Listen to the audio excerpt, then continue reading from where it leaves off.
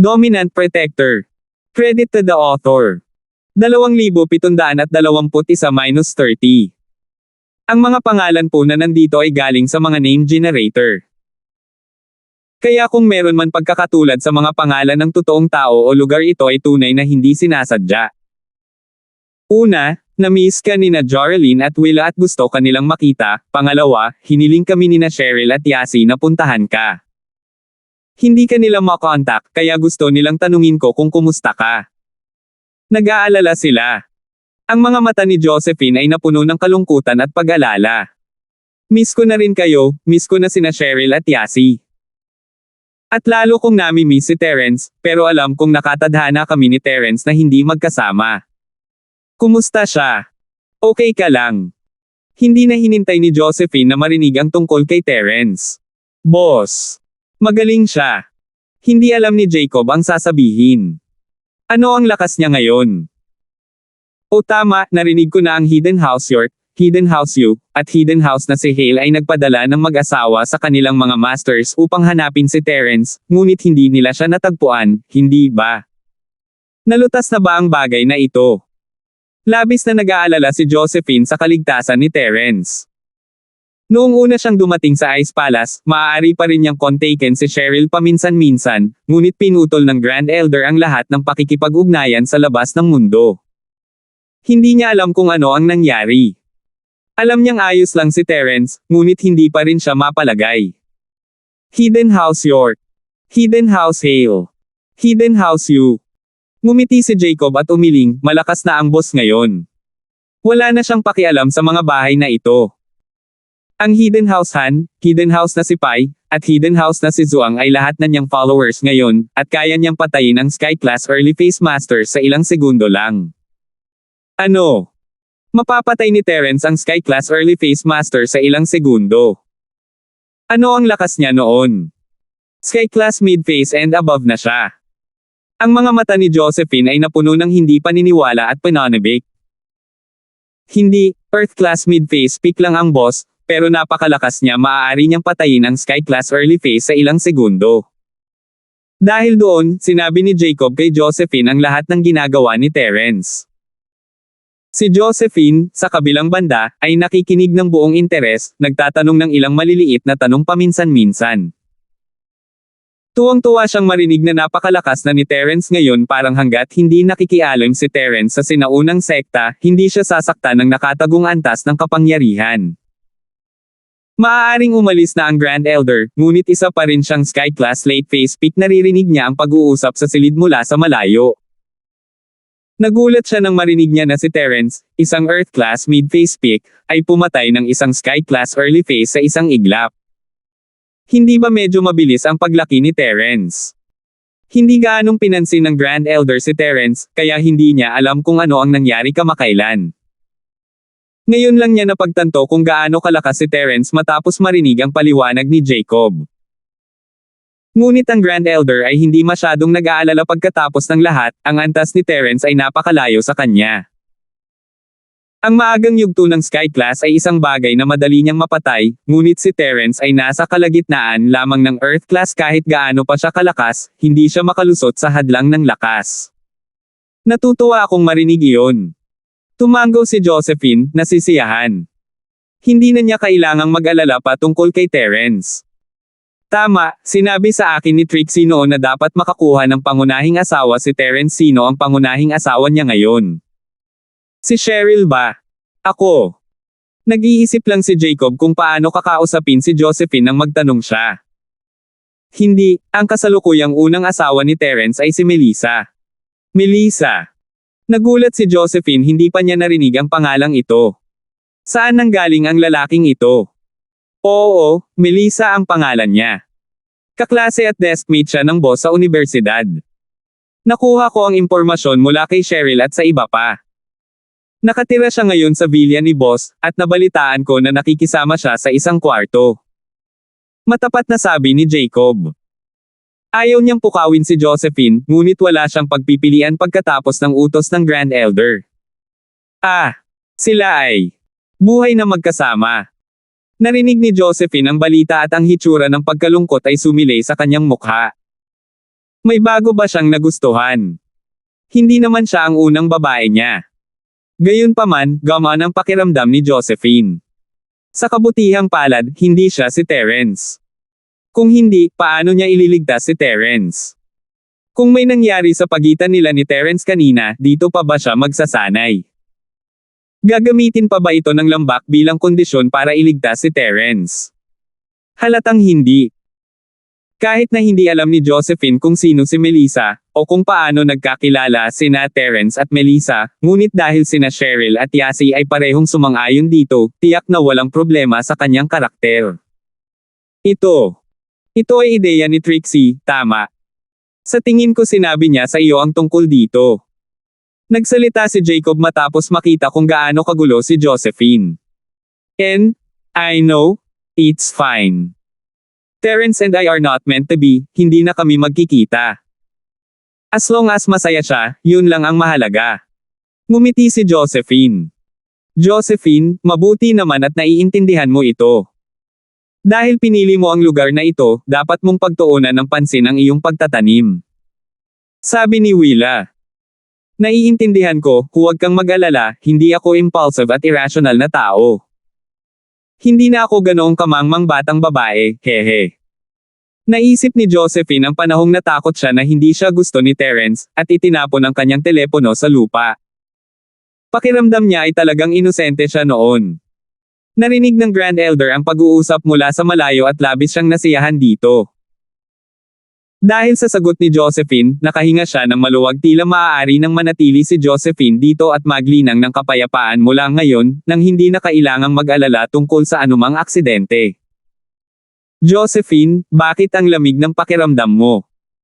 Ito ba ang kinahinatnan ng paglinang ng walang pusong spell? Si Jorelyn ay hindi kasing saya niya noong una silang nagkita na pagtanto niya na medyo hindi natural si Josephine, kahit na naging napaka-friendly niya sa kanila.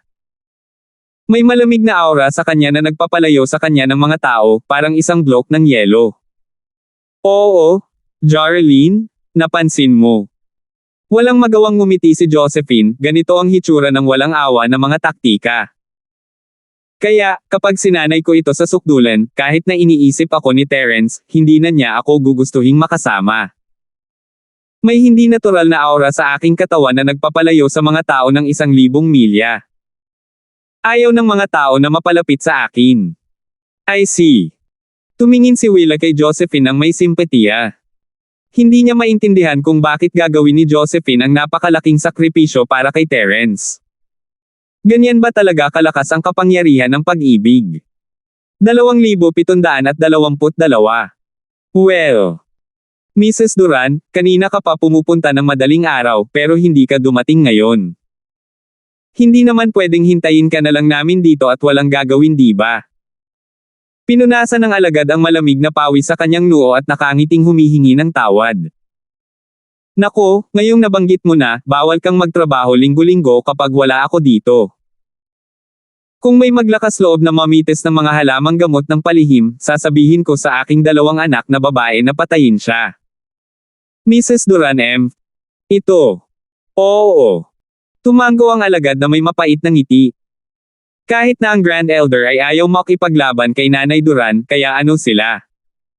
Let me check, ano ang mga bagay na ito? Itinuro ni Mrs. Duran ang kayamanan sa kariton.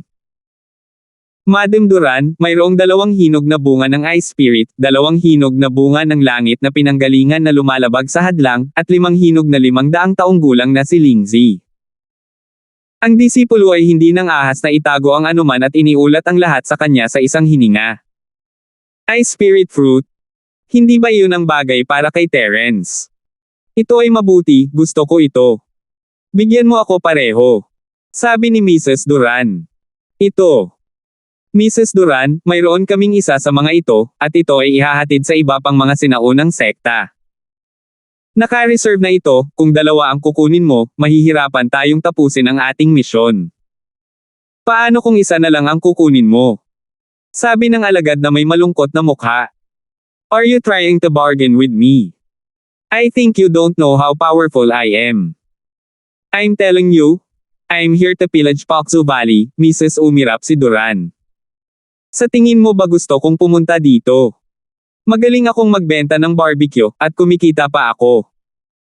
Ang disipulo ay hindi nakaimik, ngunit hindi siya nang ahas na tumanggi, kaya't ang tanging nasabi niya ay, Madam Duran, paano pa kaya kung bibigyan kita ng isa pang ice spirit na prutas sa susunod na ito ay mahinog? Kung gayon, bakit hindi mo tingnan ang Tianyuan barrier breaking fruit na ito? Maganda rin itong mga bagay kapakipakinabang ito para sa sinuman sa ilalim ng Sky Class, hanggat hindi nila nalalampasan ang hadlang sa pagitan ng Earth Class Late Phase Peak at Sky Class hanggat nasa tuktok sila ng bawat maliit na klase, makakalusot sila ng walang anumang side effect, walang lason, at walang sakit. Oh, that's a good thing. Okay, since you're so sincere, leave this to whatever barrier breaking fruits for me. You can take one ice spirit fruit, and the same goes for the rest. Bigyan mo ako ng kaunti sa bawat isa. Kinawayan ni Mrs. Duran ang kanyang kamay. Ito. Kaya mo bang kumuha ng isa? Ang dalawa ay sobra. Ito ay kasing halaga ng bunga ng yelong espiritu. Sabi ng disipulo na may mapait na mukha. Kalimutan mo na, isang tableta lang yan, hindi na kita pahihirapan. Si Mrs. Duran ay mapagmataas at sakam, ngunit alam niya kung kailan siya titigil. Ang kanyang dalawang anak na babae ay sapat na makapangyarihan upang hayaan siyang gawin ang anumang gusto niya sa lambak, ngunit alam niya na ang mga bagay ay babalik kapag sila ay umabot sa isang sukdulan. Palagi siyang humihinto sa isang lugar na kayang bayaran ng lambak.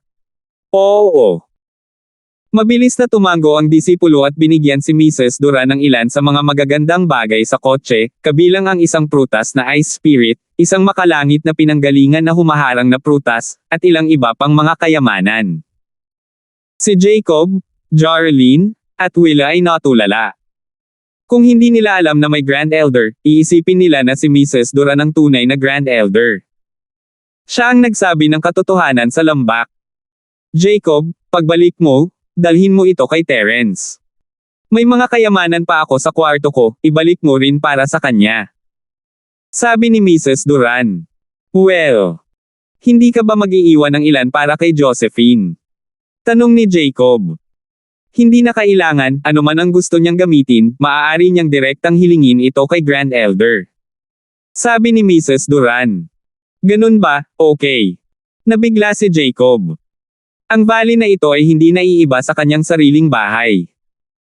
Habang ang grupo ay naglilibot sa lambak, si Josephine ay nakaupo na naka-crossleg sa kanyang silid, hindi mapakali at makapagsanay. Bagamat siya ang nagpahintulot kay Terence na makahanap ng isang malaking asawa, hindi pa rin siya comfortable na marinig na si Terence ay biglang nakahanap ng isang malaking asawa. Lalo na kapag ang pangunahing asawa ay hindi si Cheryl. Kung si Cheryl, walang kakaibang mararamdaman si Josephine. Pagkatapos ng lahat, bago siya umalis, nakita na niya ang iniisip ni na Cheryl at Yasi. Ito rin ang dahilan kung bakit ipinagkatiwala ni Josephine si Terence kina Cheryl at Yasi bago sila naghiwalay. Ngunit ito ay ibang tao na ngayon, isang taong tinatawag na Melissa. Walang gaanong impresyon si Josephine sa taong ito, at bagamat pamilyar ang pangalan, hindi niya matindaan na nakilala niya ito noon. Hindi niya alam kung anong klaseng tao siya. Whatever, basta gusto siya ni Terence, ayos lang. Sa tulong ni na Cheryl at Yasi, hindi siya dapat ang tipo ng babaeng may masamang personalidad. Josephine, kumusta? Sumuko ka na ba ngayon? Ang boses ng Grand Elder ay nagmula sa kabilang panig ng telepono, na nagpabigla kay Josephine. Iniisip pa rin ni Josephine sina Terence at Melissa, at hindi niya alam kung kailan pumasok ang Grand Elder sa silid. Mabilis niyang inayos ang kanyang emosyon at itinaas ang kanyang ulo para tingnan ang Grand Elder. Grand Elder? Actually, wala na talaga akong pag-asa. Ganito kasi noong binigay ko kay Terence ang gamot ng walang pakialam na damo, kung hindi, hindi ko na lang siya ibibigay. Para sa hindi pagsuko, gusto ko lang maalala ang alaalang ito at huwag kalimutan. Kumunat ang noo ng Grand Elder sa sinabi ni Josephine. She didn't understand. Dahil wala ng pag-asa, bakit naaalala mo pa rin ang alaalang ito? Hindi ba't mas masaya ang makalimot? Nakakadagdag ka lang ng sakit, hindi ba't humihingi ka lang ng gulo? Mapait na ngumiti si Josephine at hindi nagpaliwanag. Ang Grand Elder ay walang karanasan sa pag-ibig, kaya hindi niya maintindihan ang sakit ng pag-alala sa pag-ibig. Hindi niya ito maipaliwanag sa kanya. Ang Grand Elder ay lumaki sa Snow Valley at hindi alam kung ano ang pag-ibig, kaya normal lang na hindi niya maintindihan si Josephine. Mabutit narito ang iyong tatlong matandang kaibigan, pabalikin ko sila at kunin ang dugo ni Terence, paano na? Pagkatapos mong inumin ang panggamot na likido ng damo, maaari kang magtanim ng payapa. Sabi ng Grand Elder. Ayoko. Umiling si Josephine. Hindi malakas ang boses niya, pero matatag. Bakit? Sa ganitong paraan, wala kang mararamdamang sakit kapag nagtanim ka. Ang kataas-taasang matanda ay labis na naguguluhan. This is my own business. Sana hindi na makialam si Grand Elder. Si Josephine ay isang matigas ang ulo, at mahirap baguhin ang kanyang isip kapag nakapagdesisyon na siya, kahit ang Grand Elder. AI. Bumantong hininga ang Grand Elder. Sige. Kung ganoon, hindi kita pipilitin. Pero tutulungan kitang mag-isip ng ibang paraan. 2,723. Tumayo ang Grand Elder at umalis. Ipinikit ni Josephine ang kanyang mga mata at nahulog sa malalim na alaala. Ginugol ni na Jacob, Jarlene, at Willa ang sumunod na 2 araw kasama si Ginang Duran. Si Josephine, sa kabilang banda, ay hindi na muling nagpakita pagkaalis niya. Ang lambak ay maganda at masaya, ngunit nawalan sila ng interes dito. Ano ang silbi ng pananatili dito nang wala si Josephine? Ngunit naunawaan nila na magagawa ni Mrs. Duran ang anumang gusto niya rito, ngunit ito ay dahil lamang sa ginagawa ni Josephine ang kanyang makakaya. Kung hindi, hindi hahayaan ng lambak si Mrs. Duran na gawin ang anumang gusto niya. Kaya naman, hindi talaga inisip ni Jacob na si Josephine ay nagsasanay at hindi siya makakasama. Pangatlong araw na nila sa lambak, at handa nang umalis si Jacob. Tita, aalis po kami ngayon. Pinaghirapan po namin kayo nitong mga nakaraang araw. Sabi ni Jacob. Aalis siya ng ganon-ganon lang. Hindi ka na magtatagal pa ng ilang araw. Anong problema? Kumurap si Mrs. Duran, medyo ayaw makipaghiwalay sa kanya, wala namang problema. Kung hindi ka sasama, nakakasawa akong mag-isa. Kung pupunta ka, pwede kitang makausap. Sa totoo lang, kahit na si Mrs. Duran ay isang mapang-api sa lambak, siya ay malungkot din. Ang tanging nakakausap niya araw-araw ay ang kanyang asawa, si Josiah Duran, at ang ina ni Josephine, si Melba. Tanging ang kanyang ampon na anak na babae, si Josephine, at hindi niya ito madalas makita. Maraming tao sa Snow Valley ang gustong makipag-usap sa kanya, ngunit isa-isang sinagot ng mga taong ito ang mga tanong niya. Sinabi nila ang lahat ng kanilang nalalaman, ngunit ito ay karaniwang isang tanong at sagot, at ito ay iba sa pakikipag-chat. Tita, may gagawin pa po ako sa kumpanya. Hindi po ako pwedeng magtagal dito. Isa pa, baka maghinala si Boss Terence kung magtatagal pa ako dito, kaya sa tingin ko mas mabuting bumalik na lang ako ng mas maaga. Naiintindihan naman ni Jacob ang nararamdaman ni Mrs. Duran, pero dahil hindi na dadating si Josephine, wala na silang mood maglaro. Mas mabuting bumalik ng mas maaga. Sige, balik ka ulit kapag libre ka. Walang magawa si Mrs. Duran.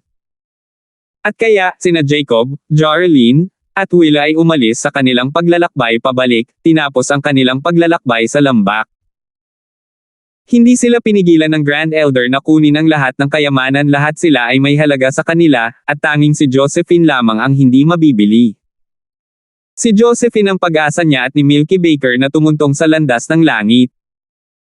Kung hindi, maaari lang silang manatili sa Sky-class late phase peak sa natitirang bahagi ng kanilang buhay. Ngayong nagkaroon sila ng pagkakataong ito, pagsisisihan nila ito habang buhay kung hindi nila ito nahawakan. Dinala ni Jacob sina Jarlene at Willa pabalik sa Starfield, pinananatiling mababa ang profile. Nang gabing iyon, gayunpaman, nagmaneho si Jacob patungo sa Terence's Villa sa Zhujiang District ng Stonegate na may sasakyan na puno ng mga kayamanan. Nagulat si Terence nang makita si Jacob sa labas. Jacob, anong ginagawa mo dito? Boss, nakabalik na ako mula sa pagbili ng mga halamang gamot. Hindi lang lahat ng mga halamang kailangan Yasi nakuha ko, ngunit nagbalik din ako ng ilang mga kayamanan na maaaring maging kapaki-pakinabang sa iyo. Sabi ni Jacob, sabay turo sa trunk. Oh! Parang bumalik ka na may dalang masaganang ani. Hindi inaasahan ni Terence na magiging maayos ang biyahe. Wala siyang masyadong pag-asa nang sabihin niyang bibilhin niya ang mga halamang gamot para kay Yasi, dahil ang mga halamang kailangan ni Yasi ay napakamahal at mahirap makuha. Parang naging madali si Jacob ngayon. Nakabili ka na ba ng mga halamang gamot ko? Sabi ni Yasi habang komendat kay Jacob, sinabihan itong tumahimik. Ang pagbili ng kanyang gamot ay isang dahilan lamang. Kung maibabalik ito ni Jacob o hindi ay ibang usapin. Gusto niyang itikom ni Jacob ang bibig nito, kaya kumuha na lang siya ng isang random na damo mula sa bowl at sinabing iyon ang gusto niya. Binili ko, binili ko. Matamang tumango si Jacob habang tinutulungan niya si Yasi na buksan ang bowl. Binuksan ni Yasi ang bowl para hanapin ang prutas na Ice Spirit. Mapapaiyak na lang siya sa gulat, hindi ba ito ang prutas ng Ice Spirit Saint? Paano mo nakuha silang lahat? Gayunpaman, nagkaroon siya ng ideya at sinabing, binili ko talaga ito. Ito ang Ice Spirit Fruit. Hindi ko akalain na magiging maaasahan ka, Jacob. Haha, tama na. Sabi ni Jacob, nakahinga ng maluwag na nagawa niyang pagtakpan ito. Ice Spirit Fruit? Ano yun? Kumurap si Terence narinig na niya ang bunga ng apoy na espiritu noon, ngunit ito ang unang pagkakataon na narinig niya ang bunga ng espiritu ng yelo. Hindi niya alam kung ano ang nangyari sa lambak, at wala siyang anumang alaala ng panahong iyon. Could it be opposite of the Fire Spirit Fruit? Tama. Ang bunga ng apoy na espiritu ay partikular na para sa paggamot sa mga mayin at malamig na katawan, at ang bunga ng yelo na espiritu ay partikular para sa mga may mga katawan na uri ng apoy, na tinatawag na fire poison. Ito ang gusto ni Yasi. Tumango si Yasi. Oh, nakikita ko. Tumango si Terence. Natural, hindi niya alam kung gaano kahalaga ang prutas, kaya hindi na siya masyadong nagulat. Ang bunga ng apoy na espiritu ay mahalaga, ngunit hindi iyon nangangahulugan na ang bunga ng yelong espiritu ay kasing halaga. Gayunpaman, talagang nabigla si Cheryl.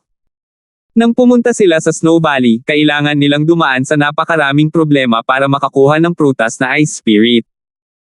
Ang Snow Valley ay nag-alok ng napakataas na presyo, ngunit wala silang pera para magbayad. Sa huli, binayaran pa nila ang presyo ng pananatili ni Josephine sa Snow Valley para makuha ang prutas na Ice Spirit. Ngunit binawi lang ni Jacob ang isa ng ganoon. Ang katayuan ba ni Josephine sa Snow Valley ay umabot sa ganoong kataas na antas. Masaya si Cheryl para kay Josephine, ngunit malungkot din siya. Bagamat tumaas ang katayuan ni Josephine, maaaring hindi na siya kasing saya ng dati. Pinulot ni Terence ang prutas, at gaya ng inaasahan, may malamig na hangin na nagmumula rito. Napaka-komportable ito ang pinakamahusay na pagpipilian para sa paggamot sa lason sa apoy. Yasi, kailangan mong itago ito ng mabuti, ito ang iyong gamot, huwag mong mawawala. Sabi ni Terence habang inaabot ang prutas kay Yasi. Oo, si Yasi na ang bahala. Tumango si Yasi. Inilabas ni Jacob ang iba pang kayamanan na dinala niya mula sa lambak, at ang nasa ibabaw. Boss, maganda rin ito, tinatawag itong Sky Barrier Breaking Fruit. Pagkatapos nitong kainin, maaari nitong hayaan ang mga practitioner sa ilalim ng Sky Class na makalusot sa antas ng hadlang ng maayos nang walang sakit o side effect. Ngunit hindi ito magagamit para makalusot sa Sky Class. Ano? May magandang bagay ba? Nanlaki ang mga mata ni Terence habang tinitignan ang bagay na nasa kamay ni Jacob. Sabi ko, Jacob, saan ka nagpunta? Kahit ang asosasyon ng mga mangangalakal ng mga magsasaka ay wala ring napakaraming magagandang bagay na ibinebenta, tama? Lahat ito ay magagandang bagay na may presyo ngunit walang supply, paano mo nakuha ang mga ito? 2,724. Hehe. Kailangan ko talagang pasalamatan si Melissa. Ang kanyang ama ay nasa negosyo ng medisina, at kilala namin siya. Sabi ni Jacob, na binigay ang buong puri kay Melissa. Medyo nahiya si Melissa habang nakatayo sa gilid. Wala itong kinalaman sa kanya, ngunit maaaring mas magustuhan siya ni Terence sa huli. Dahil dito, kapwa masaya at nag-conflict si Melissa, hindi niya alam kung paano haharapin ang pressure at conflict mula sa Sky Elixir sect. Melissa, hindi ko inaasahan na si Tito Wang ay magkakaroon ng ganoon kalakas na network.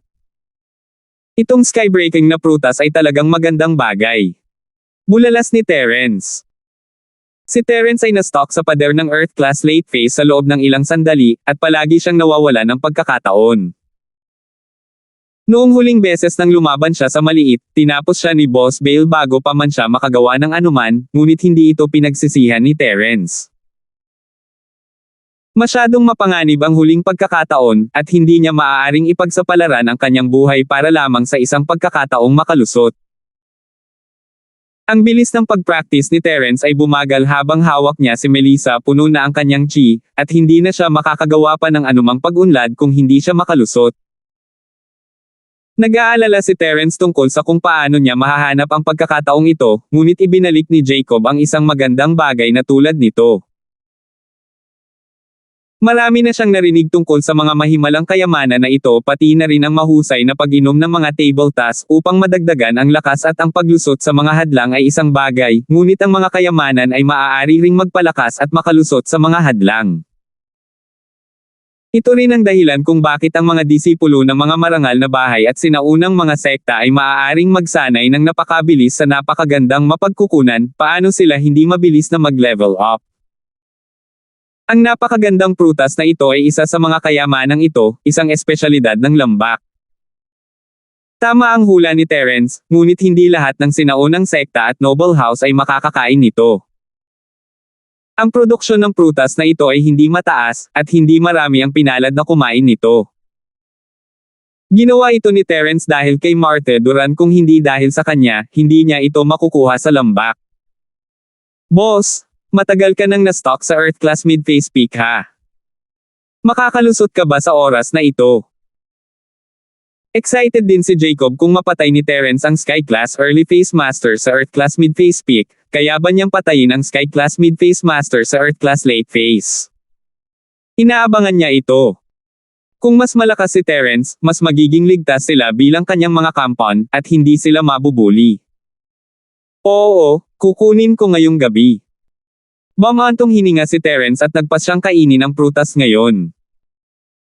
Pagkatapos ng lahat, ang prutas na ito ay epektibo lamang para sa mga nasa ilalim ng Sky Class, at hindi ito magagamit upang makapasok sa Sky Class.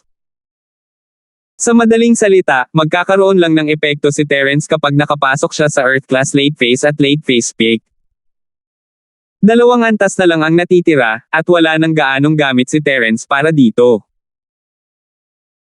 Ang pagsubok ng Sky Elixir sect ay palapit ng palapit, at kung gusto ni Terence na lumahok sa pagsusulit na may higit na lakas, kailangan niyang kainin ang prutas na ito ng Skybreaker at lumahok bilang isang huling yugto ng Earth Class. Tungkol naman sa hadlang sa pagpasok sa Earth Class late phase peak, maghahanap siya ng iba pang pagkakataon. Mas mabuti na ito kaysa sa napadpad dito. Ang ilan sa iba pang mga kayamanan ay para sa pagkonsumo at ang ilan ay para sa alchemy, ngunit ang mga ito ay hindi kasing halaga ng mga ito. Boss, maaari mong gamitin ang mga ito ayon sa nakikita mong angkop. Hindi ko alam kung para saan ang marami sa kanila. Sabi ni Jacob, sabay turo sa trunk.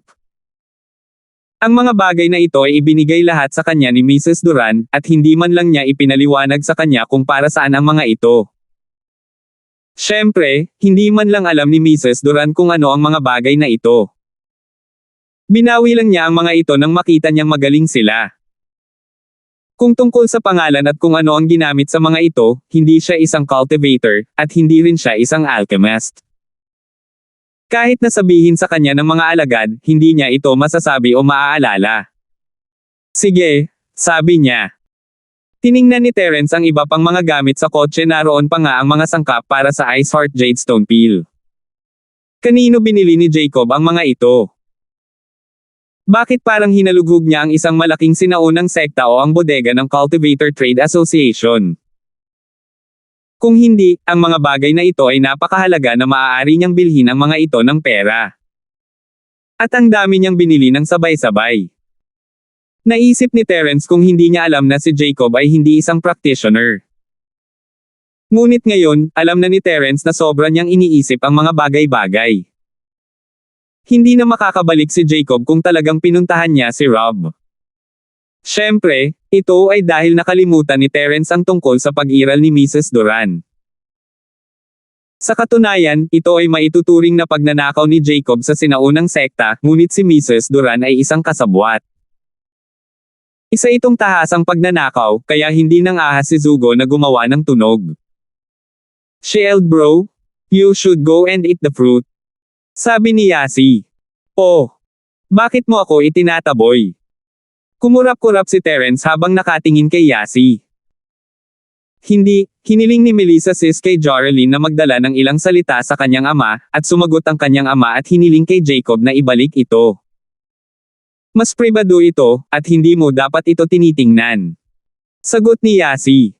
"O sige. Alis na ako." Tumango si Terence, hindi naghihinala. Nagtataka siya kung bakit hindi siya direktang tinawagan ni Melissa, ngunit dahil sinabi na ito ni Yasi, hindi siya maka-eavesdrop sa kanya. Kinuha ni Terence ang prutas sa kanyang silid, naiwan sina Cheryl, Yasi, Melissa, at Jacob sa labas ng villa. "Kamusta si Josephine sis? Sinabi mo ba sa kanya ang tungkol kay Orville?" Hininaan ni Cheryl ang boses at nagtanong.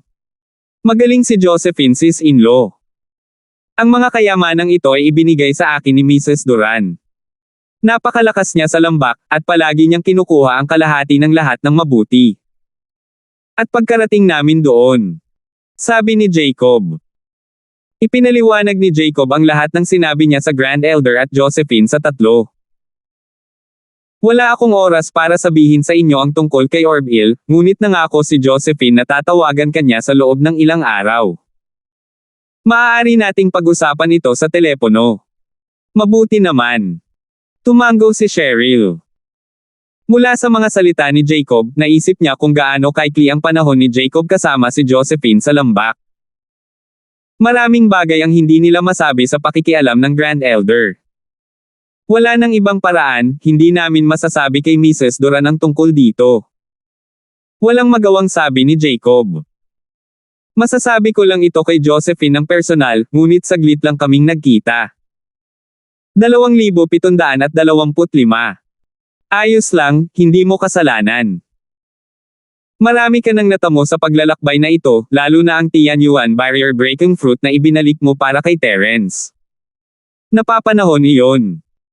Ang tagal na rin mula noong nalagpasan ni Terence ang isang hadlang, at mas magiging madali ito sa prutas na ito. Pasasalamatan kita sa ngalan niya," sabi ni Cheryl. Hindi na kailangang magpasalamat, higit sa lahat ay trabaho ni Mrs. Duran at Mrs. Duran. "Delivery man lang ako," nakangiting sabi ni Jacob. "Oo." Bamantong hininga si Cheryl. Hindi niya gusto si Josephine noon, iniisip na kinuha ni Josephine ang kanyang personal na bodyguard. Ngunit ngayon, namiss niya ang mga araw na narito si Josephine. Naisip niya na kung makakabalik si Josephine, magiging masaya silang magkasama. "Sige, kung wala na, I'll take my leave muna. May gagawin pa ako sa kumpanya bukas. Pupunta ako say hi sa boss," sabi ni Jacob. Hindi na kailangan, umalis na siya para kunin ang skybreaking na prutas, di ba? Sabi ni Cheryl. "Sige, aalis na ako." Si Jacob at Terence ay pamilyar na pamilyar sa isa't isa, kaya hindi siya nag-aksaya ng oras sa mga formalidad. Kinailangan niyang magmadaling bumalik sa Starfield ngayong gabi at magtrabaho kinaumagahan. Matagal na siyang wala sa kumpanya, at maraming trabaho ang nakatambak. Mahirap para kay Fatty Lay na mag-isa ang mga affairs ng kumpanya. Si Terence, sa kabilang banda, ay bumalik sa kanyang silid kasama ang mga kayamanan. Hindi talaga siya nag-eavesdrop sa usapan sa labas, siguradong sinabihan siya ni Yasi na umalis para iwasan siya, at medyo madumi kung mag-eavesdrop siya sa kanila. Hindi agad kinain ni Terence ang prutas, ngunit binaligtad sa halip ang mga personal na tala ni Liju. Nagsulat si Liju ng maraming kayamanan, at nagpa siya si Terence na tingnan kung may pagpapakilala muna sa kanila. Siyempre, Hindi natatakot si Terence na magsinungaling si Jacob sa kanya, ngunit nag-aalala siya na may pangangailangan para sa gamot. Gaya ng inaasahan, natagpuan ni Terence ang Skybreak na prutas sa ikalawang bahagi ng mga tala ng tagapagdalisay, Catalog of Heavenly Treasures. Ang ganitong uri ng kayamanan ay umiral mula pa noong sinaunang panahon, at tinawag ding maliit na prutas na nakakasira ng langit. Ang bungang pumuputol sa langit ay isang makalangit na kayamanan para makapasok sa klase ng langit. Gayunpaman, ito ay napakabihirang at hindi maaaring itanim sa artificial na paraan, kaya ito ay karaniwang nawala na kasing aga ng 1,000 taon na ang nakalilipas. Gaya ng iminumungkahi ng pangalan, ang Heaven Sundering na prutas ay isang prutas na bumagsak sa hadlang mula sa Earth Class Late Phase Peak hanggang Sky Class. Wala itong side effect ng Chi Gathering Pill, at ang taong umiinom ng Chi Gathering Pill ay maaari pang uminom ng isa pang Heaven Sundering Fruit para maalis ang side effects ng Chi Gathering Pill. Siyempre, hula lang ito ni Zhang Lijiu, hindi pa siya nakakita ng nakakasira ng langit na prutas sa kanyang buhay, at napalitan na ito ng Chi Gathering Pill. Hindi naman gaanong halata ang side effects kaya hindi na niya kailangan pang mag-aksaya ng oras sa paghahanap. Tulad ng para sa maliit na skybreaking na prutas, ito ay isang pangkaraniwang pangalan, wala talaga itong epekto sa pagpasok sa Sky Class, para lamang sa mga nasa ilalim nito. Sa kabilang banda, ang prutas na nakakawasak sa langit ay kapaki-pakinabang para sa pagbagsak sa mga hadlang ng makalangit na daw. Tulad ng para sa skybreaking na prutas, walang anumang mga kinakailangan. Ito ay tulad ng sinabi ni Jacob, walang mga side effect, at ang isa ay madaling makalusot sa hadlang pagkatapos ubusin ito. Anong mahiwagang prutas? Bulalas ni Terence habang tinitingnan ang paglalarawan. Hindi niya akalain na magiging ganito siya kaswert. Matapos masiguradong walang side effects, inilagay niya ang prutas sa kanyang bibig. Isang matamis na amoy ang pumasok sa kanyang katawan mula sa bibig ni Terence, na nagbigay sa kanya ng hindi maipaliwanag na pakiramdam ng ginhawa. Hindi inakala ni Terence na magiging ganito kasarap ang skybreaking cultivation fruit. Para itong prutas na may mataas na kalidad, mas masarap kaysa sa mga table tas na mayroon siya noon. Kung ito ay isang prutas, tiyak na makakaakit ito ng malaking alo ng mga mamimili. Sa kasamaang palad, ang bihirang dami ay nangangahulugan na ang presyo ay hindi magiging mura. Hindi banggitin ng mga ordinaryong tao, kahit ang mayayaman ay hindi kayang bayaran. Ang nakakapreskong at matamis na pakiramdam na ito ay umikot sa paligid ng mga meridian ni Terence, at si Terence ay namangha. Ang tanging prutas na maaaring magkaroon pa rin ng matagal na halimuyak pagkatapos kumain ay ang skybreaking na cultivation fruit na ito, tama ba? Makalipas ang halos 20 minuto, ang matamis na lasa ay unti-unting nawala sa katawan ni Terence. Nagulat si Terence nang malaman niyang isa na siyang Earth Class Late Phase. Wala man lang siyang naramdamang sakit sa proseso. Ito ay tila hindi isang tagumpay sa lahat. Ito ay isang uri ng kasiyahan. Parang kumain lang ng masarap na prutas si Terence at nabasag matapos ito. Hindi makapaniwala si Terence. Mayroon talagang ilang mga espesyal na kayamanan sa mundo na hindi mahulaan ng may sentido komon. Hindi pa siya nakakalusot, pero ngayon nagawa na niya. Ito ang pinakamakinis at pinakamadaling tagumpay na naranasan ni Terence, mas madali pa ito kaysa sa unang pagkakataon na pumasok siya sa Jade Space. Kung maaari lang siyang makakuha ng another Sky Origin Barrier Breaking Fruit, kung gayon ang paglusot sa Earth Class Late Phase Peak ay isang piraso ng cake. Gamit ang Melissa at ang Jade Space, naging madali para kay Terence na maabot ang barrier ng Earth Class Late Phase Peak, ngunit hindi ganoon kadaling hanapin ang Sky Origin Barrier Breaking Fruit. Hindi na kailangan pang magtanong ni Terence para malaman na hindi na magkakaroon ng pangalawa si Jacob. Pagkaalis ni Jacob, bumalik sa sala sina Cheryl, Yasi, at Melissa. Naisip nila na hindi na makakalabas si Terence pagkatapos pumasok sa silid, ginugol ang buong gabi sa pag-iisip ng paraan para makalusot. Terence, bakit ka lumabas? Napakurap si Cheryl. Shield bro, nakalusot ka. Kilalang kilala ni Yasi si Terence, malamang na nalagpasan niya ang isang hadlang nang lumabas siya na mukhang presko. Nagtaas din ng ulo si Melissa sa pagtataka, nakatingin kay Terence. Malinaw na naramdaman ni Melissa na si Terence ay hindi gaanong naaamoy ang amoy ng kanyang katawan noong nagsasanay siya nitong mga nakaraang araw, mas niyakap lang siya nito. Napahiya at natuwa si Melissa sa parehong oras, hindi alam kung ano ang gagawin, ngunit gusto niya talagang makalusot si Terence sa lalong madaling panahon, para magkaroon siya ng higit na kapangyarihan upang labanan ang Sky Elixir Sect. Kung talagang may lakas si Terence na labanan ang Sky Elixir Sect bago siya makapagtapos, mawawala na ang lahat ng alalahanin ni Melissa. "Terence, nakalusot ka ba talaga?" tanong ni Melissa. "Oo, hindi ko inasahan na ang napakagandang prutas na ito mula kay Jacob. Napakadali kong nalagpasan ang harang pagkatapos nitong kainin, at hindi ko man lang naramdaman ang sakit ng paglusob," sabi ni Terence, nagulat. "That's really good stuff. Kukuha pa ako ng ilan sa hinaharap," sagot ni Yasi. 2,726. "Kaya mo pa ba?" Napakurap si Terence, ngunit, ang bagay na ito ay kapaki-pakinabang lamang para sa mga nasa ilalim ng Sky Class. Ito ay walang silbi para sa mga nasa itaas ng Sky Class, kaya isang beses ko lang ito magagamit. "Oh, I mean, pabili ng isa pa ang papa ni Ate Melissa." Binago ni Yasi ang kanyang mga salita. Iniisip niya na maaari niyang hilingin kay Josephine na humingi ng isa pa sa mga ito nang tumawag siya sa loob ng ilang araw. "Oo, tingnan ko kung okay lang," mabilis na sabi ni Melissa. Nakaramdam siya ng kaunting kahihiyan na ang lahat ng kredito ay ibinigay sa kanya.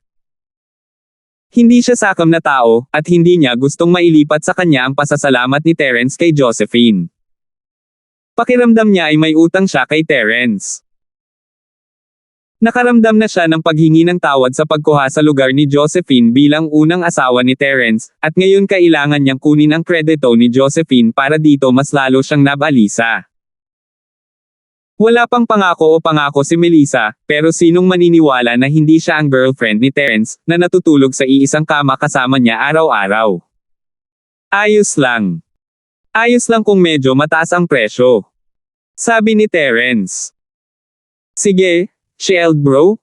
Oras na para sabihin mo sa amin ang tungkol sa paglalakbay mo sa puntod, tama ba?" Yasi loves your stories.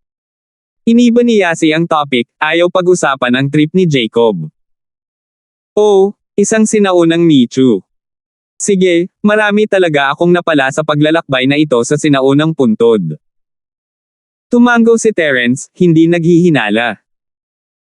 Kababalik lang niya mula sa libingan at hindi pa pumapasok sa paaralan, at dumating si Jacob bago pa siya makapagsalita ng anuman kina Cheryl, Yasi, at Melissa.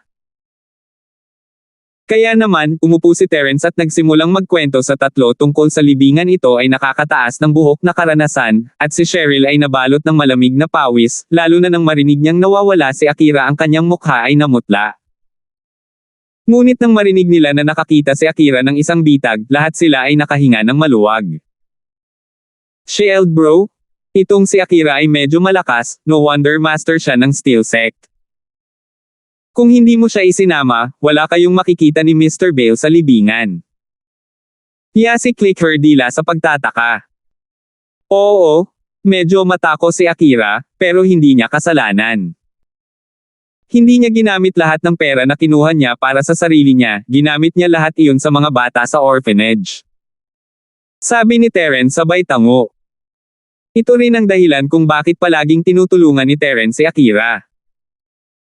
Kung si Akira ay isang walang kabuluhang babae, hindi siya tutulungan ni Terence ng libre, at hindi rin siya magugustuhan. "Gusto mo ba siya?" biglang tanong ni Yasi. "Ako." Ngumiti ng mapait si Terence. Hindi niya talaga alam kung paano sasagutin ang tanong na ito, ngunit pagkatapos ng pag-iisip tungkol dito, inamin niya ito, "I kind of like it." Ang sagot ni Terence ay hindi sa expectation ni Cheryl at ng iba pa. Kung tutuusin, kung hindi gusto ni Terence si Akira, hindi niya ito tutulungan ng labis. Si Akira ay likas na hindi masamang tao, ngunit hindi makatotohanang iuwi mo siya. Hindi siya makakaalis sa ampunan. Sabi ni Cheryl pagkatapos ng ilang pag-iisip. Oo, huwag na nating pag-usapan ito. Kinawian ni Terence ang kanyang kamay. I got this physics testing treasure from the tomb this time. You guys should test it too and see what physics you have. Tutulungan ko rin kayong maghanap ng practitioner's arts. Sige. Matagal nang gustong maging practitioner ni Cheryl, at napagtanto niya na si Terence ay hindi maaaring manatili sa tabi niya magpakailanman. May sarili siyang mga bagay na dapat gawin, at kahit na nakatira sila sa iisang bubong sa natitirang bahagi ng kanilang buhay, kailangan pa rin niyang lumabas at gumawa ng mga bagay. Kailangang maprotektahan ni Cheryl ang kanyang sarili para makaalis si Terence ng payapa. Pinakamahalaga, kinainggitan ni Cheryl ang mga sky-class practitioner, tulad ng Rock Candy at Snowper. Ang kanilang hitsura ay maaaring makapagpabagal sa pagtanda. Ayaw niyang maging matandang hag, at pagkatapos ay mawawala siya sa lugar kay Terence. Maging si Josephine o Trixie, palagi silang bata, 20 taong gulang. Siya naman ay ayaw niyang may kumpara sa kanila, kaya hilig niyang mag-training. This test is very simple. You just need to put your hand on it and circulate your inner force. Wala ka bang inner force mantras? Kumurap si Terence, biglang napagtanto ang isang seryosong problema. Bumalik sa libingan, hindi binasa ni Terence ang libro ng detalyado, alinman si Boss Bale ang nagsabi sa kanya kung paano ito gagawin, kaya hindi niya alam kung paano subukan ang mga ito ngayon. I can't test it without an inner force mantra. Then this thing. What's the use of it? Hindi nakaimik si Cheryl bakit mukhang taunan si Terence matapos maibalik ang kayamanang ito. Hayaan mo akong magtanong. Kinuha ni Terence ang kanyang telepono at dinial ang numero ni Boss Bale. Anong meron, Terence? Napakabilis, kinuha ni Boss Bale ang telepono. MS Bale? Eto na lang. Gagamitin ko ang test bead para subukan si Cheryl at ang iba pa, pero wala silang practitioner's arts, kaya paano natin sila susubukan? Tanong ni Terence. Naku, hindi mo kailangang gamitin ang incantation para subukan ito, ngunit maaari mo lamang subukan ang mali at totoong katangian, hindi ang walang bisang katangian. Paliwanag ni Boss Bale, fake attribute man ito o tunay na attribute, lahat sila ay likas sa katawan, kaya direkta silang masuri. Pero may virtual attribute na nalikha pagkatapos ng kapanganakan, kaya hindi ito masusuri ng hindi gumagamit ng internal cultivation mantra. Hiniling ko sa iyo na gamitin ang chant upang subukan ang void attribute sa iyong katawan. Kung gusto mong subukan ang totoo at maling mga katangian, hindi mo kailangang gamitin ang chant, kailangan mo lamang ilagay ang iyong kamay sa butil ng higit sa 5 segundo at magagawa mo itong subukan. Oh, kaya ganyan. Sige, susubukan ko dito, sabi ni Terence, naiintindihan. Sige, tawagan mo ako kung mayroon kang hindi maintindihan. Diretsong sabi ni Boss Bale. Pagkatapos ibaba ang tawag, lumingon si Terence sa 3 babae. Upang subukan ang totoo at mali na katangian, hindi mo kailangang gumamit ng mantra. Kailangan mo lamang ilagay ang iyong palad dito ng higit sa 5 segundo. Oh, I'll give it a try then. Curious na inabot ni Yasi ang kanyang palad at hinawakan ang butil sa kamay ni Terence. Pagkatapos ng 5 o 6 na segundo, biglang umilo ang butil na may maliwanag na pulang ilaw. 2,727. Yasi, ikaw ay isang elemento ng apoy, at isang tunay na elemento doon. Sabi ni Terence habang tinitingnan ang mga resulta. Well, actually, nahulaan ko na. Kung hindi, paano magkakaroon ng fire poison sa katawan ko? Sabi ni Yasi sabay kibot ng balikat, baka sa mga mata niya ang disappointment. Cheryl, ikaw na. Hindi napansin ni Terence ang pagkabigo sa mga mata ni Yasi. Tingnan ko. Tumango si Cheryl at inilagay ang kanyang palad sa butil tulad ng ginawa ni Yasi. Pagkaraan ng ilang sandali, isang maliwanag na gintong liwanag ang kumislap sa butil. Ito ay napakasilaw. Cheryl, mayroon kang elementong metal na siya ring tunay na elemento. Sabi ni Terence pagkatapos tingnan ang mga resulta. Nagulat siya na pareho silang may totoong elementong pangangatawan. Ang ganitong uri ng pangangatawan ang pinakamadaling linangin, at hanggat mayroon silang tamang sining ng practitioner, ang bilis ng kanilang paglilinang ay magiging mas mabilis kaysa sa ibang mga normal na practitioner. Metal attribute. Kaya ako sa metal element. Nagulat si Cheryl sa kanyang mga istatistika. Kung gayon, kailangan kong bigyang pansin ang mga pamamaraan ng paglilinang ng kaisipan na katangian ng metal sa hinaharap. Tumango si Terence at lumingon kay Melissa. Melissa, ikaw na. Ako.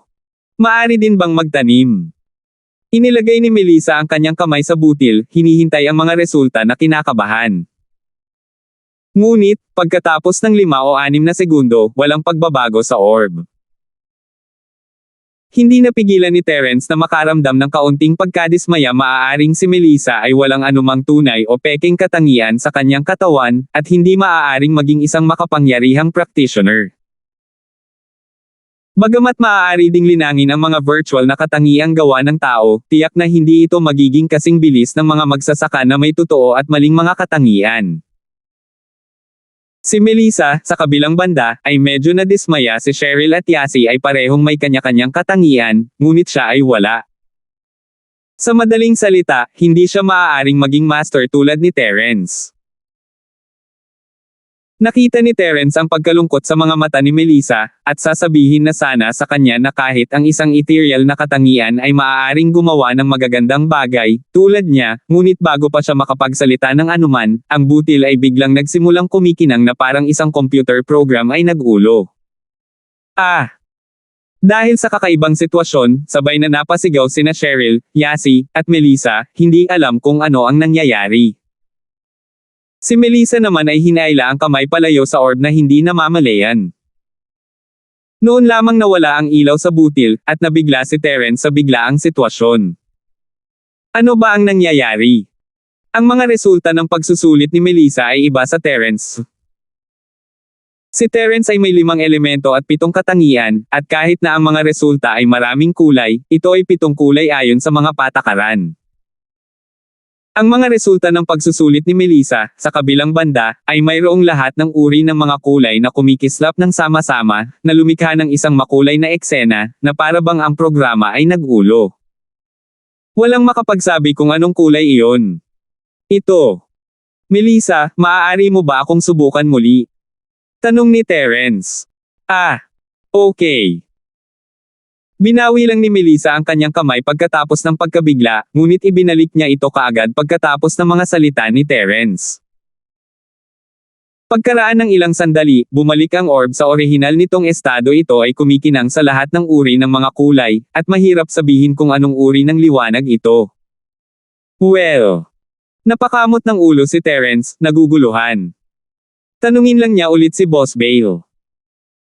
Tinawagan niya si Boss Bale at sinabi sa kanya ang tungkol sa kakaibang sitwasyon na naranasan niya kay Melissa. Isang napakaraming kulay ang kumikislap ng magkasama. Natigilan si Boss Bale. Talaga? Sigurado ka? Hindi, kumukurap pa ito. Sabi ni Terence. I really haven't seen this before. It was not introduced in the Book of Strange Things. Maging ang Grandmaster ni Zhang Lijiu ay malamang na hindi pa nakakita ng ganito, sabi ni Boss Bale, kailangan kong makita ito ng sarili kong mga mata at pagkatapos ay tulungan kang maghanap ng higit pang impormasyon. Sige, kung gayon, guguluhin kita, Mr. Bale. Sabi ni Terence na may mapait na ngiti.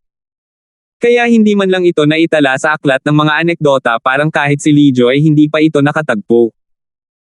Sige. I'll contact you again if I have any news. Sabi ni Boss Bale. Pagkatapos ibaba ang tawag, inulit ni Terence ang mga salita ni Boss Bale kay Melissa at sa iba pa. Nagulat din si Melissa. Kakaiba ba ang katawan niya?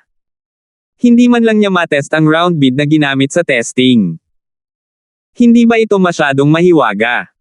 Kung ganoon, kaya ko ba talagang magtanim? Maingat na tanong ni Melissa. I'm not sure about that yet, but since the bid can detect your attribute, although I don't know what attribute it is, it should be possible to cultivate it. Hindi ko lang alam kung aling sining ang linangin. It's fine, actually. Don't rush, it will get Mr. Bale to check it out, sabi ni Terence pagkatapos ng ilang pag-iisip. Okay. Tumango si Melissa. Matapos subukan ang kanilang mga katangian, nag-usap sandali ang grupo tungkol sa pagsasanay bago magpahinga. Si Terence, sa kabilang banda, ay bumalik sa kanyang silid kasama si Melissa na tuwang-tuwa may akap niya si Melissa at mag-practice muli ng napakabilis. Mula sa Earth Class Late Phase hanggang Earth Class Peak Late Phase ay isang mahabang proseso, ngunit sa tulong ng Melissa, dapat itong maging mas mabilis.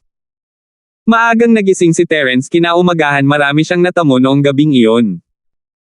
Sa tulong ni Melissa, ang kanyang pagsasanay ay umuunlad ng napakabilis sa kanyang kasiyahan. Gayunpaman, hindi nagising si Melissa. Tulog pa rin siya kahit na naghanda si Terence ng almusal para sa kanya. Nagdulot ito ng kaunting pagkalito kay Terence. Ang Melissa ay umiinom ng gamot ni Terence araw-araw nitong mga nakaraang araw, at tila bumuti ang kanyang katawan. Hindi na siya masyadong nakatulog at normal na nagigising para sa almusal. Ngunit kaninang umaga, nagsimula siyang matulog muli na ikinalito ni Terence. Nandoon lahat sina Cheryl, Yasi, at Jenny, ngunit hindi pa gising si Melissa. Kinailangan ni Terence na pumunta sa kwarto para gisingin siya, ngunit mahimbing pa rin ang kanyang tulog. Melissa, bumangon ka na at mag-almusal. Tinulak ni Terence si Melissa. Inaantok na binuksan ni Melissa ang kanyang mga mata at nalilitong tumingin kay Terence. Gusto niyang bumangon sa kama ngunit bumalik ang antok at hindi na siya makaalis sa kama.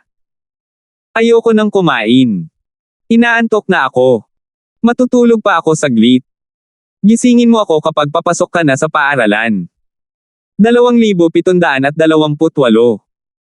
Dahil doon, nakatulog si Melissa nang hindi naghihintay ng tugon ni Terence, naiwan si Terence sa pagitan ng pagtawa at pagluha. Masyado ba siyang pagod kahapon? Iyon ay hindi maaaring. Si Melissa ay pumasok sa paaralan gaya ng nakagawian kahapon, at wala siyang ginawa na nakakaubos ng kanyang lakas pagkatapos niyang bumalik. Kailangang ipagpatuloy ni Terence ang kanyang pagsasanay, kaya maaga siyang natulog. Bakit siya inaantok ngayon? Ngunit dahil sinabi iyon ni Melissa, nagpasya si Terence na huwag siyang pansinin. Lumabas siya para kausapin si Cheryl at nagsimulang kumain, naglagay ng ilan sa lunchbox para kay Melissa. Dadalhin niya ito sa paaralan mamaya. Sinubukan ni Terence ang kanyang makakaya na ibalik ang oras para pumasok sa paaralan, ngunit kahit na ganoon, kalahating tulog pa rin si Melissa nang magising siya, na parang hindi pa siya ganap na nagising. Sinundan niya si Terence sa kotse, at nakatulog muli. Terence, may sakit na naman ba si Melissa? Pwede mo ba siyang tulungang mag-check mamaya? Naramdaman ni Cheryl na may mali kay Melissa, hindi siya ganito kahapon, ngunit tila nasa mabuting kalooban si Melissa nang pumunta si Terence sa libingan kahapon, ganap na kakaiba sa ngayon. Paano siya naging iba sa isang araw? Sige, I'll check it after I go to school. Sabi ni Terence sabay tango. Ipinarode niya ang kotse sa paaralan, at kahit gaano pa siya ayaw ni Melissa, kailangan niyang bumangon, hindi siya makatulog habang naglalakad, hindi ba? Si Melissa ay hindi pa magaling sa sleepwalking. Paano kung ihahatid kita sa classroom? Tanong ni Terence, nakikita kung gaano pagod si Melissa. Halos makumbinsi si Melissa sa mga salita ni Terence, ngunit naalala niya na hindi niya kayang guluhin si Polong sa paaralan. Hindi na kailangan, kaya kung maglakad mag-isa. Sige, sabi niya. Hindi nagpumilit si Terence, at pumunta sa klase kasama si Melissa. Mabigat ang ulo ni Melissa, at halos matumba siya ng ilang beses. Umakyat siya sa kanyang upuan at nakatulog bago dumating si Boss Bale, at sinamantala ni Terence ang pagkakataong tingnan siya. Tatalikod na sana siya, ngunit ang kanyang katawan ay nagsisimula ng magpakita ng mga palatandaan ng panghihina, at nagulat si Terence. Si Melissa ay umiinom ng gamot ni Terence araw-araw, at dapat ay bumuti na ang kanyang katawan, bakit ito lumalala? Sumimangot si Terence, hindi masyadong naiintindihan ang nangyayari. Si Melissa ay masigla pa rin kagabi, at nagbago siya kaninang umaga. Walang oras si Terence para isipin ito habang si Boss Bale ay pumasok sa silid-aralan, nagsisimula ng bagong araw ng klase. Hindi inistorbo ni Terence si Melissa, nakikita kung gaano siya pagod. Pinagising niya ito at nagsimulang magtala ng mga tala para sa kanya. Buti na lang kung hindi siya mismo ang mag-jot down notes, special student siya na binigay ni Boss Bale sa kanya, tapos hobby lang ang pagpunta dito. Nagdilim ang mga mata ni Polong habang nakatingin kina Melissa at Terence. Hindi niya alam kung ano ang kalagayan ng kanyang kapatid na si Harry sa Sky Elixir Sect, at kung ano ang posisyon niya ngayon. Naiinis siya sa araw-araw na makita ang kasintahang babae na malapit sa ibang lalaki. Kuya Kang, bakit hindi mo tawagan ang kapatid mo at tanungin mo siya kung kumusta na siya? Iminungkahi ng Coiling Tiger, napansin ang sama ng loob ni Polong. Gusto ko sanang itanong, pero wala akong lakas ng loob. Alam mo naman na ang bahay na iyon ni Kang ay hindi pa normal na noble house noon, paano pa tayo makikipag-usap sa isang sinaunang sekta? Mapait na ngumiti si Polong. Nang umalis si Harry, nakipag-ugnayan siya sa amin sa pamamagitan ng iyong nakatagong bahay na ikaw. Kung direktang pumunta tayo sa Sky Elixir Sect, hindi man lang nila tayo kakausapin. Kahit gawin nila, hindi natin alam kung paano sila kokontaken. I can give you his contact information, but what you said makes sense. Sige. Pancho nodded and said, how about this? Babalik ako ngayon at tutulungan kitang magtanong. Maraming salamat. Pasasalamat na sabi ni Polong. Hindi na nagising si Melissa hanggang lunch break, at tinignan niya ang oras sa phone niya habang kinukusot ang mga mata niya. Ah, tanghali na pala. All this time. Oo, nakita ko na mukhang pagod na pagod ka kaya hindi nakita inistorbo. Nakangiti si Terence habang tinutulak ang isang lunchbox sa harap ni Melissa. Bumili ako ng pagkain sa kantin. Bilasan mo na at kainin mo.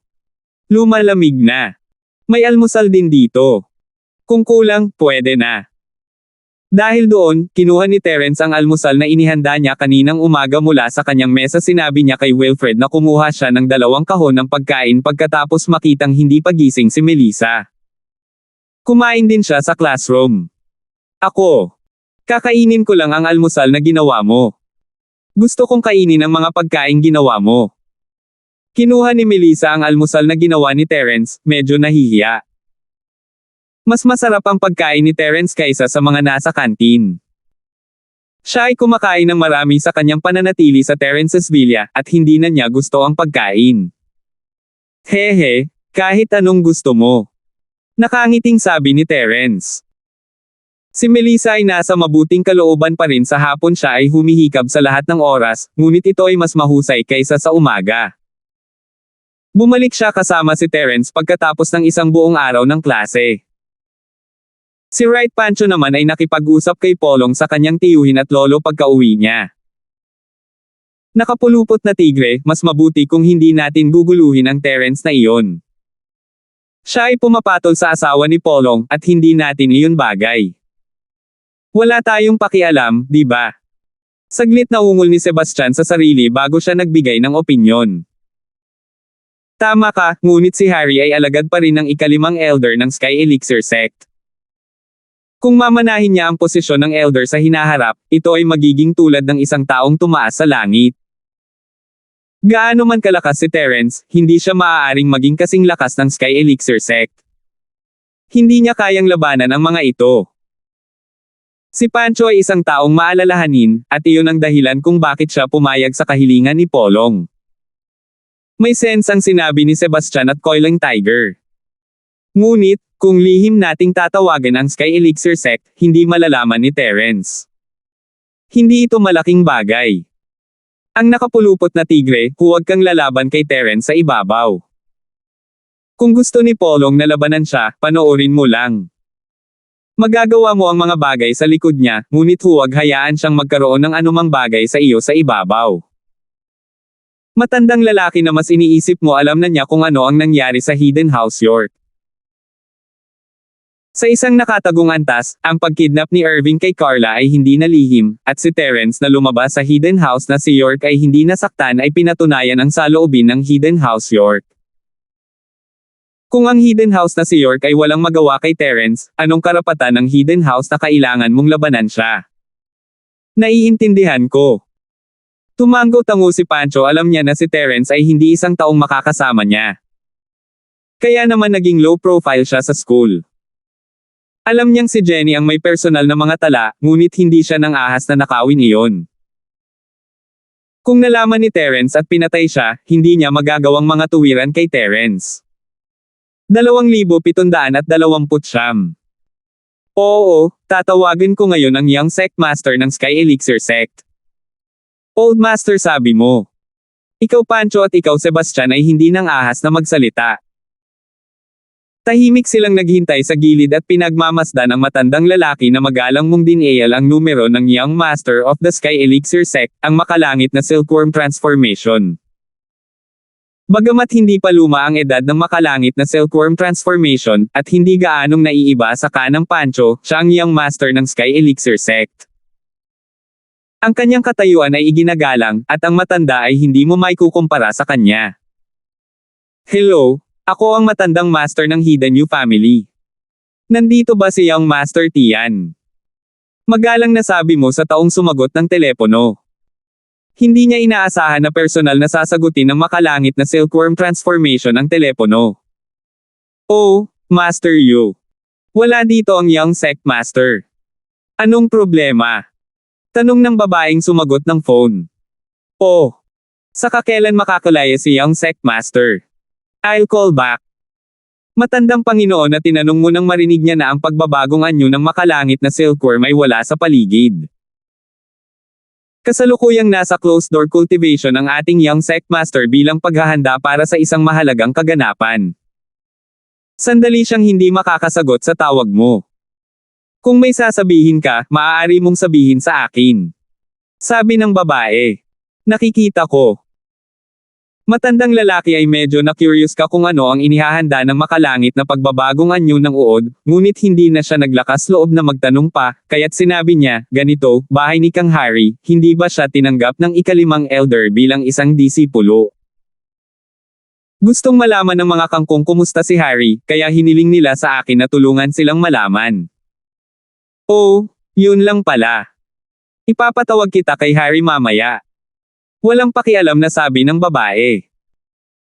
Siya ang personal na maid ng Heavenly Silkworm Transformation Sect, kaya ang posisyon niya sa Sky Elixir Sect ay hindi ordinaryo.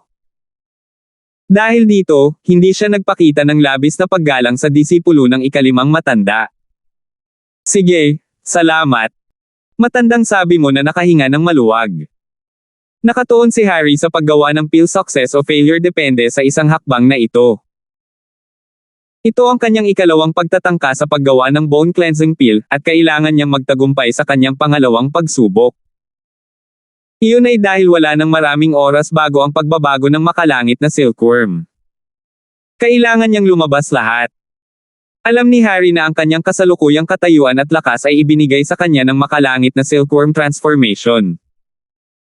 Kung hindi niya magawa ang bone cleansing pill, kung gayon ang makalangit na silkworm transformation ay hindi na siya gaanong pahalagahan, at hindi na siya makakatayo ng matatag sa Sky Elixir Sect. Kung narito si Terence, magugulat siya nang husto si Harry ay isa na ngayong Sky Class Master, isang Golden Class 3rd Level Refiner. Ang bilis ng pag-level up na ito ay masasabing nakasakay sa rocket. Siyempre, ang makalangit na Elixir Sect ay nagbigay sa kanya ng lahat ng uri ng mga table tasks upang palakasin siya. Ang lakas ni Harry ay tumataas, mabilis na naging isang Sky Class Master at isang Golden Class 3rd Level Refiner.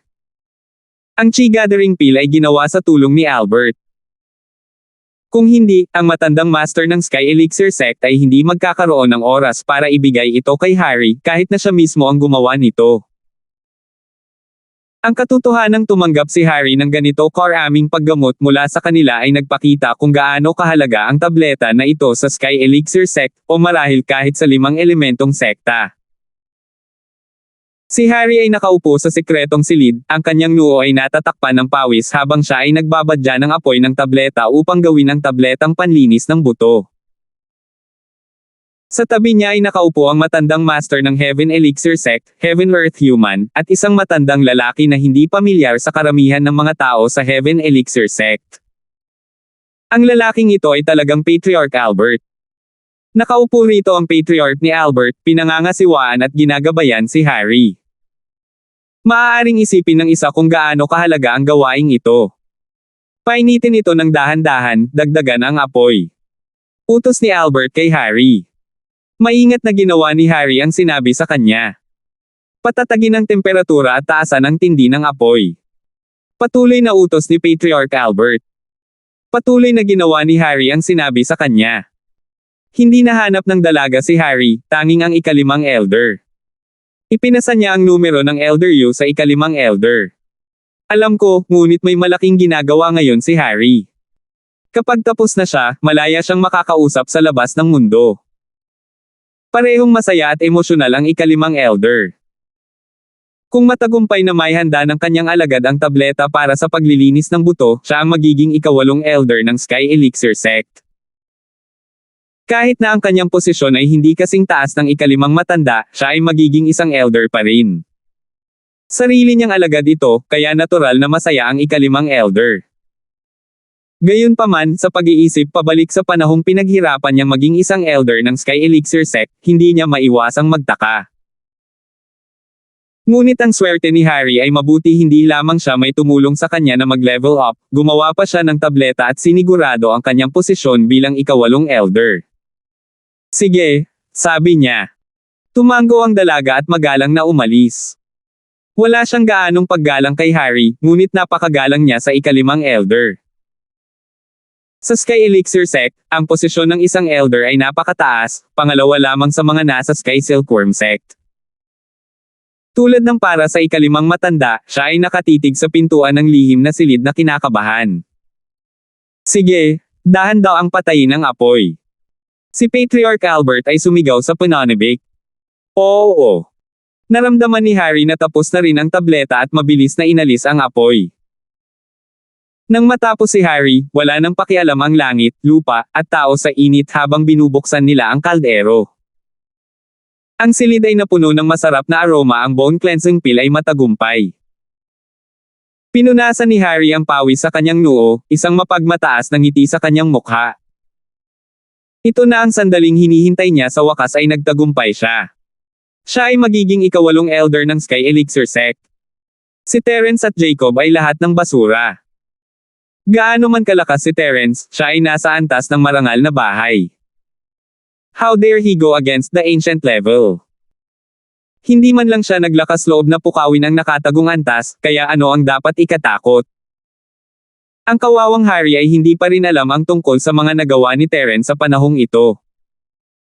Hindi niya alam na hindi na naglakas loob ang mga tao na guluhin si Terence sa tagong eroplano. Naisip pa rin niya na si Terence ay kapareho ng bago siya umalis. Very good, medyo kulang lang sa kulay. Tuwang-tuwang tiningnan ni Patriarch Albert ang tabletang panlinis ng buto sa kanyang kamay at direktang nilunok ito. Napatulala si Harry. Napatulala ang langit, lupa, at lahat ng iba pa. Hindi para sa kanya ang bone cleansing pill, hindi ba dapat sa ibang bagay ito ginagamit? Bakit sa Albert lang napunta? Tumingin si Patriarch Albert sa 2 taong natulala at nakangiting sinabi, pagkatapos kong kunin ito, may pagpapatuloy ko na ito. Bagamat magagawa rin ito ni Harry, hindi pa rin kasing husay ng sa akin ang kanyang kakayahan. Pagkatapos kong inumin ito, makakagawa na ako ng mas magandang marrow at bone cleansing pills. Oh! Tumango ang lalaki ng langit, lupa, at man of earth. Nagulat siya kanina, iniisip na biglang nagbago ang isip ni Patriarch Albert. Bagamat ngayon na si Albert na gumawa ng bone and marrow cleansing pill, si Harry ay isa pa ring malaking contributor sa Sky Elixir Sect at sa 5 Element Sect. Dagdag pa, ang 2 sekta ay nagbayad ng malaking halaga para alagaan siya, kaya makatwiran para sa kanya na maging ikawalong elder. 2,730 Pagkatapos ng lahat, ang Heavenly Elixir Sect at ang Five Element Sect ay naglagay ng maraming pagsisikap upang sanayin si Harry. Naubos ni Elder Albert ang maraming lakas at totoong chi para gumawa ng 2 third-grade chi gathering pills. Karaniwan, hindi siya makakagawa ng anumang mga table tasks sa loob ng kalahating taon, ngunit gumaling lamang siya pagkatapos uminom ng maraming likas na kayamanan at mga suplemento. Inilabas pa ng Sky Elixir Sect ang Long Lost Medium Chi Gathering Pill para ubusin ni Harry. Ang bawat sinaunang sekta ay may ilan sa mga tabletang ito na nakastock, ngunit hindi marami sa kanila dahil nawala ang recipe at hindi na magawa. Ginagamit lang nila ang mga ito kapag wala silang ibang pagpipilian. Hindi niya ito ginamit noong nililinang niya ang makalangit na Silkworm Transformation, ngunit sa pagkakataong ito ay para kay Harry. Ito ay sapat na upang ipakita kung gaano kahalaga ang tableta.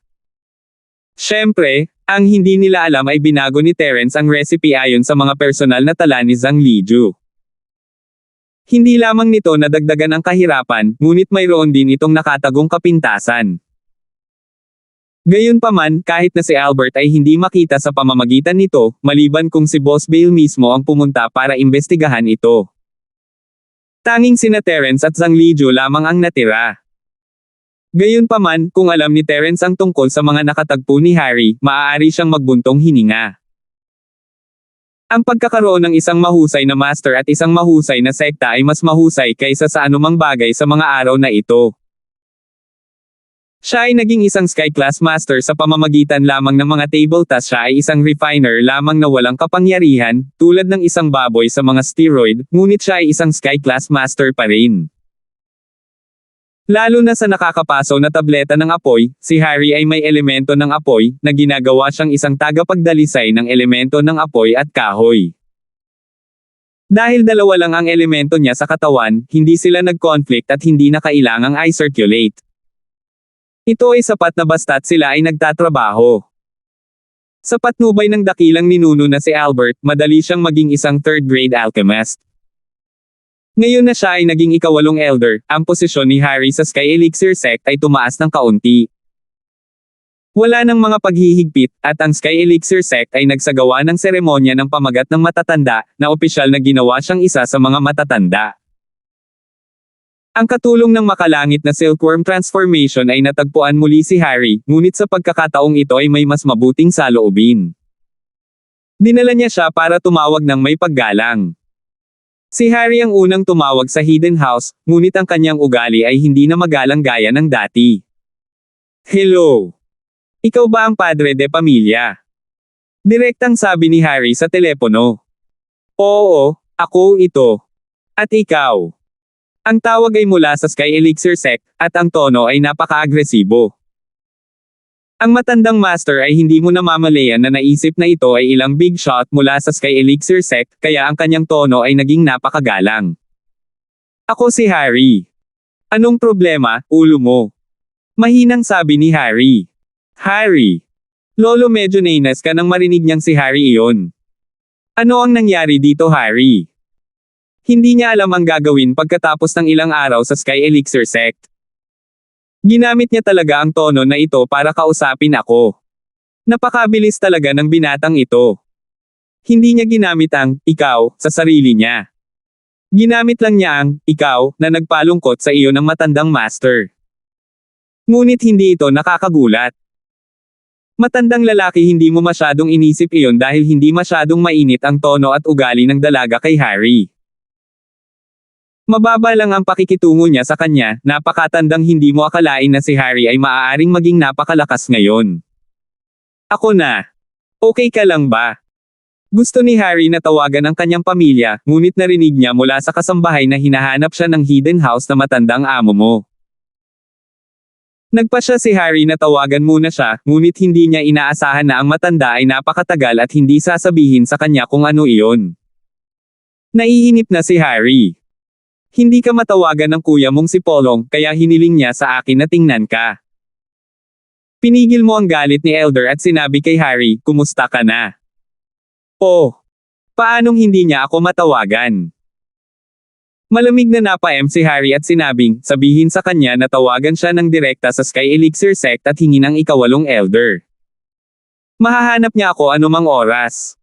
Hinahanap ang ikawalong matanda. Lolo, nagulat ka. Hindi ba ang Panginoon ni Harry ang ikalimang Elder? Bukod dito, ang sekta ng Sky Elixir ay mayroon lamang 7 matatanda. Saan nagmula ang ikawalong matanda? Oo, ako ang ikawalong matanda. Sabi ni Harry. Ano? Ikaw. Ikaw ang ikawalong matanda. Old Master, hindi mo kayang ibalot ang kanyang ulo sa sinabi ni Harry. Harry. Naging ikawalong Elder ng Sky Elixir Sect. Kalokohan, may kahulugan ba ang pagpapanggap bilang isang matanda? Nagpapanggap lang ako, hindi ba ako natatakot na maparusahan? Emph ni Harry. Pasensya na po, pang-8 matanda ako. Matandang nabigla ka. Mukhang tapos na ang malaking plano ni Harry, at siya ay na-promote sa ikawalong Elder ng Sky Elixir Sect. No wonder na aggressive siya, mataas ang posisyon niya. Kaya, matandang master, mabilis at maingat kang humingi ng tawad. Ang Elder ng Sky Elixir Sect ay may mataas na katayuan, at hindi niya siya masasaktan. Sa sandaling ito, naayos mo ang kanyang saloobin. Alam niya na ang pamilya ni Harry ay hindi na katulad ng dati. Kapag naabot ng isang tao ang daw, ang kanyang buong pamilya ay babangon sa langit. Tama ang hula ni Pancho. Ayos lang ako. May iba pa ba? Tanong ni Harry. Hindi. Wala na. Ikawalong Elder, may utos ka ba? Matandang sabi mo sa takot at kaba. Hindi, tatawagan ko ang kuya ko. Sabi ni Harry. Okay, please.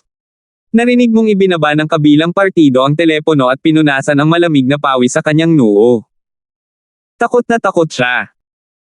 Muntik na niyang maina si Harry, at ngayon naging ganito kalakas ang bata, naging Elder ng Sky Elixir Sect. Lolo, Harry. Talagang naging Elder ng Sky Elixir Sect. Matandang lalaki na tumawag ka sa harap mo, Pancho, at ikaw, Sebastian, kaya narinig din nila ang nilalaman ng tawag sa telepono. Gulat na tanong ni Pancho. Tama, it really worked. He wouldn't dare to lie. Napabuntong hininga ka, kuya. Coiling Tiger, napakalayo mo talaga. Noon pa man ay maganda ang relasyon mo kay Polong. Kung hindi, ang tagumpay namin ay malalagay ka sa matinding problema. Nagdilim ang mukha ni Sebastian at hindi siya umimik. Halos magkamali siya ng desisyon ngayon lang. Kung sinaktan niya ang bahay ni Kang, ito ay kapareho ng pagkakasala kay Harry. Ang hidden house ay nasa panganib ka. Lolo, in the future, mabilis na tanong ng Right Coiling Tiger. Manatili tayo sa discarding sinabi ko sa iyo noon, huwag mong saktan ng direkta si Terence. Salamat po at sinamahan ninyo ako, ingat lagi mga master.